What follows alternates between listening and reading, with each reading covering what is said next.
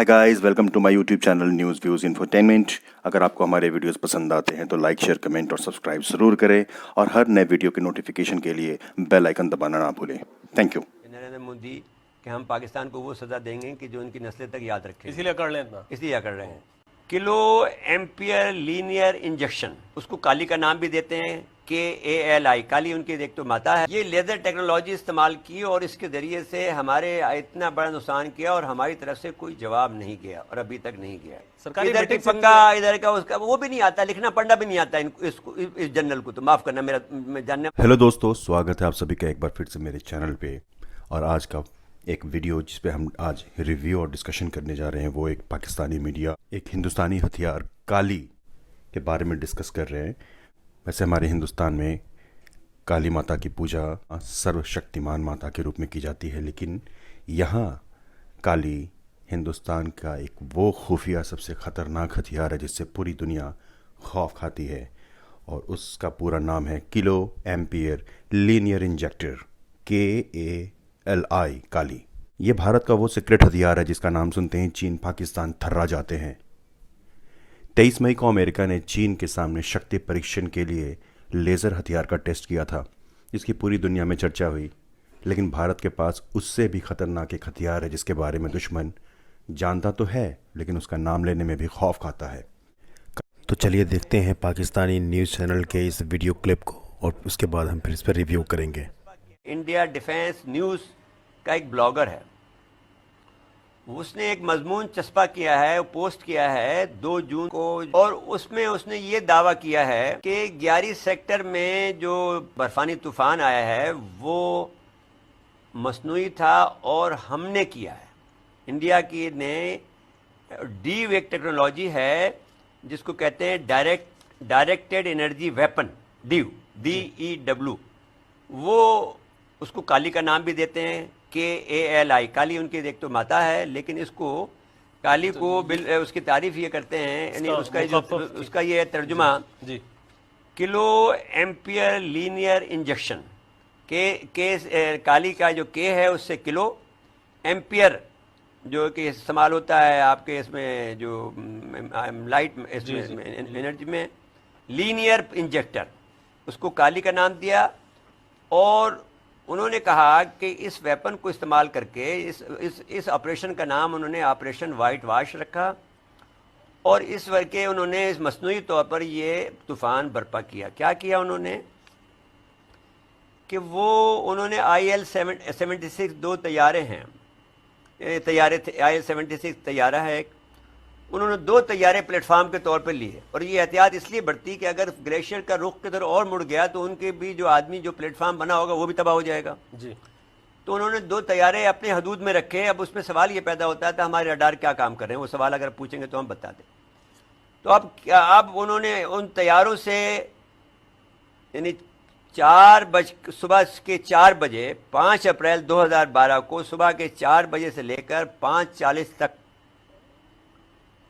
उस पर ये लेज़र डाली गई, और वो जब वो नरम पड़ गई, वो जो उसके ज़ेरो हो गए, तो फिर उसका प्रेशर इस्तेमाल किया गया, जिससे स्क्रीन पे चल रही है इमेजेस, अगर हमारे स्क्रीन पे चल रही देख सकते हैं कि हमारे, और उससे जो 300 किलोमीटर फी घंटा का तूफान पैदा हुआ, बर्फानी तूफान पैदा हुआ, 300 किलोमीटर फी घंटा का बर्फानी तूफान पैदा हुआ, जिसकी वजह से वो हमारे ये इतनी बड़ी अमवात हुई। वो ये कहते हैं कि इस वेपन से हम 200 गीगावाट की एनर्जी को इस्तेमाल करते हैं लेज़र बनाने के लिए। तो अब ये सवाल, और इस पर जो है 1985 से इंडिया काम कर रहा था, ये ढकी छुपी बात नहीं है। और वो ये भी कहते हैं कि ये तस्वुर हमने डीव का तस्वुर हमने यूनान के साइंसदान आर्शिमीद जो है में गुजरे हैं जी, उनके से लिया, जब उन्होंने 21 BC में, यानी बिफोर क्राइस्ट 21 क्राइस्ट में, जब रोमन ने उनके ऊपर हमला किया यूनान पर, तो उन्होंने आईने को जो पॉलिश बैग से एक तरफ से पॉलिश होता है शीशा और दूसरी तरफ से उसका आईना होता है, तो उन्होंने उस शुआओं को, जो सूरज की शुआएं थीं, उसका इस तरह से एंगल डेवलप किया कि उनके जो जहाज थे रोमन के, उनको उन्होंने जला दिया। और अब भी अगर आप कहीं किसी पर छोटे मोटा कोई तजर्बा करना चाहें तो अगर वो किसी पर से वो आईने को करें और वो लाइट जो है उसका किसी छोटी जगह पर या किसी घास फूस पर डाले जाएं, कुछ देर बाद में उसमें आग लग जाती है क्योंकि वो इतनी हीटेड होता है। तो ये तस्वुर जो है उन्होंने कहते हैं कि हमने ये यूनान के साइंसदान आर्शिमीद से लिया। और फिर ये तस्वुर 1890 में एक साइंसदान मुसन्निफ H.G. वेल्स ने अपनी किताब दी वार ऑफ द वर्ड्स के में इस तस्वुर को उजागर किया। और भारत ये बात भाभा जो उनका जो एटॉमिक सेंटर है बॉम्बे में के करीब, उसमें ये 1985 से इस पे काम कर रहे थे। अमेरिकन भी 1985 से काम कर रहे थे, अमेरिका ने भी ये बात। तो अब ये है कि ये बात इंतहाई शर्मनाक है कि हमारे पर इंडिया ने ये लेज़र टेक्नोलॉजी इस्तेमाल की और इसके ज़रिए से हमारे इतना बड़ा नुकसान किया और हमारी तरफ से कोई जवाब नहीं गया और अभी तक नहीं गया। अब ये सवाल पैदा होता है कि हमें क्या करना चाहिए।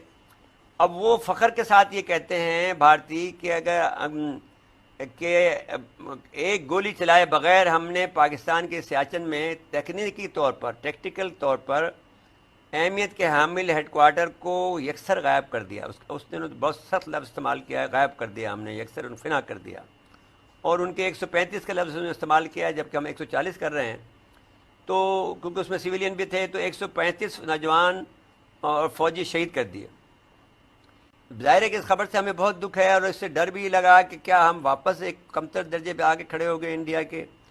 तो ये कि बहुत बड़ा सवाल है, गुस्सा और रंज के अंदर हम डूब गए हैं। और मैं तो उसी वक्त लिख चुका था, आप हैरत अंगेज तौर पर, आई एम नॉट एटॉमिक साइंसदान, लेकिन क्योंकि मैं स्ट्रेटेजिक स्टडी करता हूँ तो मुझे मालूम है कि ये काम ऐसा नहीं हो सकता है, इतना बड़ा तोहदा नहीं गिर सकता है जब तक कि इसको लेज़र से न मारा गया हो। लेकिन मेरा गुमान ये था कि क्योंकि अमेरिका की और हमारी लड़ाई चल रही है तो अमेरिका ने ये किया होगा।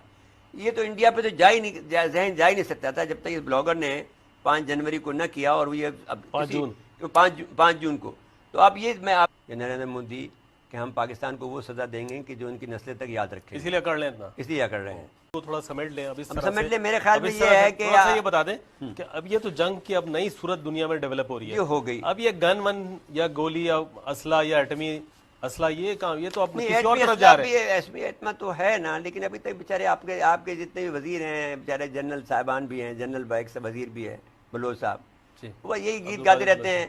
तो अब ये लोग ना पढ़ते हैं, ना लिखते हैं, ना कुछ करते हैं, ये ना सिवाय इसके कि ये इधर की पंगा इधर का उसका, वो भी नहीं आता, लिखना पढ़ना भी नहीं आता इस जनरल को। तो माफ करना, मेरा जानने वाला खूब। कल्पना करिए भारत के ऊपर हमला हो गया, दुश्मन के लड़ाकू जहाज और मिसाइलें पूर्वी और पश्चिमी दोनों सीमाओं, पूर्वी मतलब चाइना, पश्चिमी मतलब पाकिस्तान, दोनों तरफ से हमले शुरू कर दिए। राजस्थान की सीमा पर टैंकों का स्क्वाड्रन हमले के लिए बढ़ रहा है। समुद्री सीमा से नौसैनिक जहाज़ों का जत्था आगे जा रहा है। तभी अचानक एक रोशनी से चमकती है और दुश्मन के सभी टैंक, फाइटर जेट, नौसैनिक जहाज, मिसाइलें एक धमाके के साथ खुद ब खुद आग के गोले में बदलकर खाक हो जाते हैं। ये बात कोई महज कल्पना नहीं, वास्तविकता है। और ये कमाल कर सकता है भारत का सीक्रेट हथियार काली, यानी किलो एम्पियर लीनियर इंजेक्टर। काली भारत का एक महाशक्तिशाली रक्षक हथियार है जो दुश्मन के किसी भी हमले को नाकाम कर सकता है। इसके सामने विशालकाय टैंक, अत्याधुनिक लड़ाकू विमान, उन्नत मिसाइलें भी फेल हैं। ऐसा कोई भी आधुनिक हथियार जिसमें इलेक्ट्रॉनिक चिप, सर्किट या किसी दूसरे तरीके के वायरलेस तकनीक लगी हो, उसे काली पल भर में नष्ट कर सकता है। मिसाइलों और लड़ाकू विमानों के अलावा ये ड्रोन जैसे चालक रहित सशस्त्र विमानों और यहाँ तक कि अंतरिक्ष में घूम रही सैटेलाइट को भी मार गिरा सकता है। भारत का शक्तिशाली हथियार काली इलेक्ट्रोमैग्नेटिक वेव्स का तूफान पैदा करने वाला यंत्र है जो सेकेंड्स के अंदर भारी मात्रा में तरंगों की बौछार करता है, जिससे ये अपने संपर्क में आने वाले किसी भी इलेक्ट्रॉनिक उपकरण को ठप कर देता है। लड़ाकू विमानों, टैंकों, मिसाइलों, ड्रोन और सैटेलाइट्स में कई तरह के सर्किट्स और इलेक्ट्रॉनिक चिप लगे होते हैं जो इलेक्ट्रोमैग्नेटिक वेव्स के प्रहार के कारण काम करना बंद कर देते हैं, जिसकी वजह से अत्याधुनिक मशीनें पल भर में कबाड़ का ढेर बन जाती है, जिसके बाद इनके अंदर मौजूद हथियारों में विस्फोट हो जाता है। काली के अंदर छोटे छोटे संयंत्रों के अंदर भारी मात्रा में ऊर्जा को संग्रहित किया जा सकता है, जिसे चार्ज करने के बाद किसी भी वक्त एक झटके से अपने लक्ष्य के ऊपर फेंका जा सकता है, जिसकी कार्यप्रणाली आसानी से समझने के लिए घरेलू कैपेसिटर या कंडेंसर को गौर से देखिए, जिसमें ऊर्जा एकत्रित होता है, जिसे छूने से करंट का झटका लगता है। इसी तरह काली में भारी मात्रा में ऊर्जा संग्रहित करने वाला कैपेसिटर जैसे यंत्र लगे रहते हैं, जिनमें एकत्र ऊर्जा दुश्मन के इलेक्ट्रॉनिक उपकरणों को जाम करके उसे बेकार बना सकती है। काली के जनक Bhabha atomic research centre BARC के पूर्व डायरेक्टर आर चिदम्बरम थे। उन्होंने इसे तैयार करने की योजना सन 1985 में बनाई थी, लेकिन लंबी चौड़ी तैयारी करने के बाद साल 1989 में जाकर इस पर काम शुरू हो पाया। इस पर पिछले 3 दशकों से लगातार काम चल रहा है। इस बीच इसके कई संस्करण तैयार किए गए। सबसे पहले काली 80 विकसित किया गया, जिसके बाद काली 200, फिर काली 5000, अब काली 10,000 विकसित किया जा चुका है। काली के निर्माण की प्रक्रिया में भाभा एटॉमिक रिसर्च सेंटर और DRDO दोनों जुड़े हुए हैं।